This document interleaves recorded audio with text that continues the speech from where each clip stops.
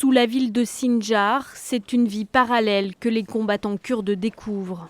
Sur des centaines de mètres, des réseaux souterrains utilisés lorsque l'organisation État islamique tenait la ville.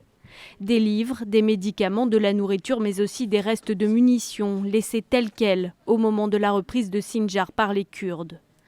Le long de ces tunnels étroits, des sacs de sable pour fortifier la structure des souterrains, sorte d'abri anti-aérien de fortune pour échapper au bombardement de la coalition.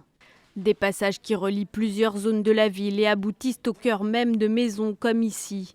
Des habitations qui étaient elles-mêmes occupées par les combattants djihadistes. Dans certaines pièces, des habits sont encore étendus sur des fils à linge. Mais les Peshmerga et les habitants découvrent aussi les traces morbides des combats et des persécutions qui se sont jouées ici. Dans ce périmètre, ils soupçonnent la présence d'une fosse commune où auraient été déposés des corps de yézidis. Cette minorité kurdophone, considérée comme hérétique par les djihadistes, était devenue à l'été 2014 la cible privilégiée des crimes de l'État islamique qui s'était emparé de Sinjar et des environs. Le 12 novembre dernier, avec l'appui de nombreuses frappes de la coalition, une large alliance de combattants kurdes reprenait la ville et coupait ainsi la route stratégique entre Mossoul en Irak et les territoires contrôlés par l'EI en Syrie.